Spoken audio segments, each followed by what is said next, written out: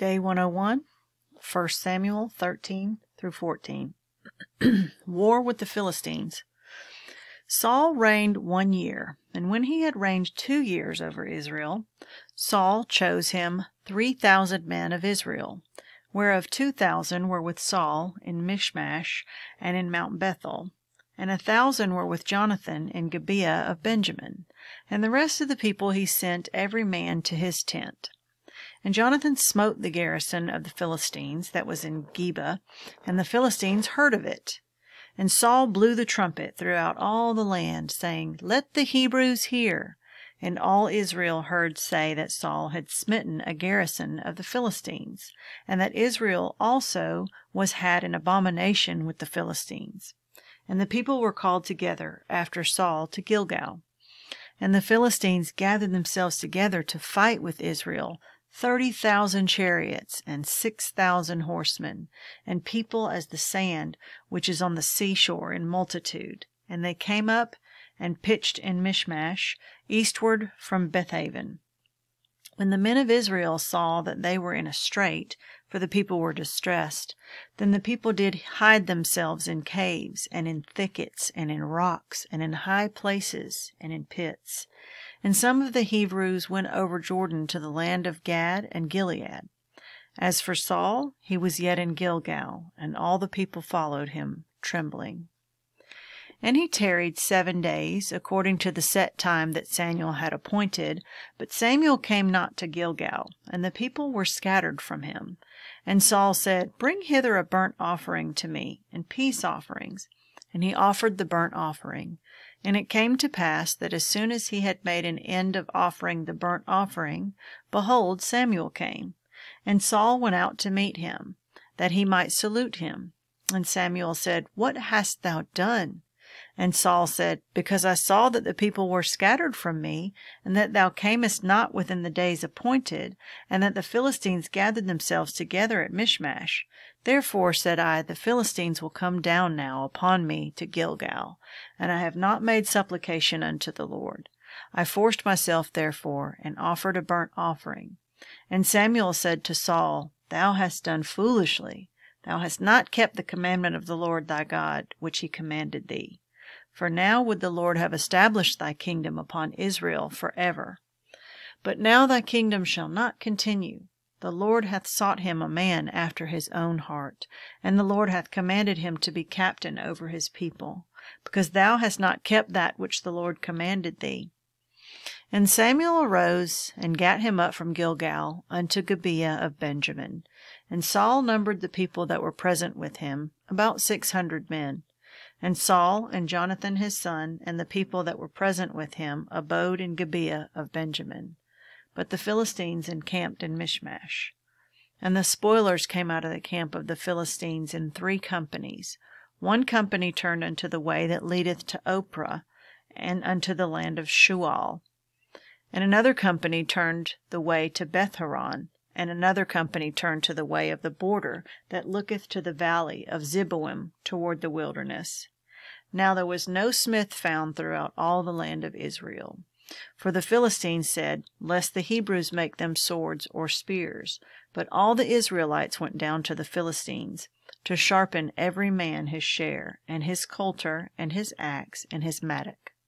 Yet they had a file for the mattocks, and for the coulters, and for the forks, and for the axes, and to sharpen the goads. So it came to pass in the day of battle that there was neither sword nor spear found in the hand of any of the people that were with Saul and Jonathan. But Saul and with Jonathan and his son was there found. And the garrison of the Philistines went out to the passage of Michmash. Now it came to pass upon a day that Jonathan the son of Saul said unto the young man that bare his armor, Come and let us go over the Philistines' garrison that is on the other side. But he told not his father. And Saul tarried in the uttermost part of Gibeah, under a pomegranate tree which is in Migron. And the people that were with him were about 600 men. And Ahiah the son of Ahitub, Ichabod's brother, the son of Phinehas, the son of Eli, the Lord's priest in Shiloh, wearing an ephod. And the people knew not that Jonathan was gone.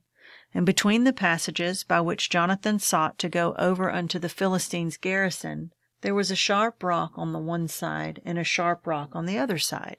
And the name of the one was Bozez, and the name of the other Seneh. The forefront of the one was situate northward over against Michmash, and the other southward over against Gibeah. And Jonathan said to the young man that bare his armor, Come, and let us go over unto the garrison of these uncircumcised. It may be that the Lord will work for us, for there is no restraint to the Lord to save by many or by few.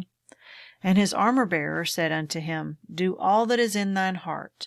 Turn thee. Behold, I am with thee according to thy heart. Then said Jonathan, Behold, we will pass over unto these men, and we will discover ourselves unto them. If they say thus unto us, Tarry until we come to you. Then we will stand still in our place, and we will not go up unto them. But if they say, Thus, come up unto us, then we will go up. For the Lord hath delivered them into our hand, and this shall be a sign unto us. And both of them discovered themselves unto the garrison of the Philistines. And the Philistines said, Behold, the Hebrews come forth out of the holes where they had hid themselves. And the men of the garrison answered Jonathan and his armor-bearer, and said, Come up to us, and we will shew you a thing. And Jonathan said unto his armor-bearer, Come up after me, for the Lord hath delivered them into the hand of Israel. And Jonathan climbed up upon his hands and upon his feet, and his armor-bearer after him, and they fell before Jonathan, and his armor-bearer slew after him. And that first slaughter which Jonathan and his armor-bearer made was about 20 men, within it as were an half acre of land which a yoke of oxen might plow. And there was trembling in the host, in the field, and among all the people, the garrison and the spoilers, they also trembled, and the earth quaked. So it was a very great trembling. And the watchmen of Saul and Gibeah of Benjamin looked, and behold, the multitude melted away, and they went on beating down one another. Then said Saul unto the people that were with him, Number now, and see who is gone from us. And when they had numbered, behold, Jonathan and his armor-bearer were not there. And Saul said to Ahiah, Bring hither the ark of God, for the ark of God was at that time with the children of Israel. And it came to pass, while Saul talked unto the priest, that the noise that was in the host of the Philistines went on and increased. And Saul said unto the priest, Withdraw thine hand. And Saul and all the people that were with him assembled themselves, and they came to the battle. And behold, every man's sword was against his fellow, and there was a very great discomfiture. Moreover, the Hebrews that were with the Philistines before that time, which went up with them into the camp from the country round about, even they also turned to be with the Israelites that were with Saul and Jonathan. Likewise, all the men of Israel which had hid themselves in Mount Ephraim, when they had heard that the Philistines fled, even they also followed hard after them in the battle. So the Lord saved Israel that day, and the battle passed over unto Bethaven. And the men of Israel were distressed that day, for Saul had adjourned the people, saying, Cursed be the man that eateth any food until evening, that I may be avenged on mine enemies. So none of the people tasted any food. And all they of the land came to a wood, and there was honey upon the ground. And when the people were come into the wood, behold, the honey dropped. But no man put his hand to his mouth, for the people feared the oath. But Jonathan heard not when his father charged the people with the oath. Wherefore he put forth the end of the rod that was in his hand, and dipped it in an honeycomb, and put his hand to his mouth, and his eyes were enlightened. Then answered one of the people, and said, Thy father straitly charged the people with an oath, saying, Cursed be the man that eateth any food this day. And the people were faint.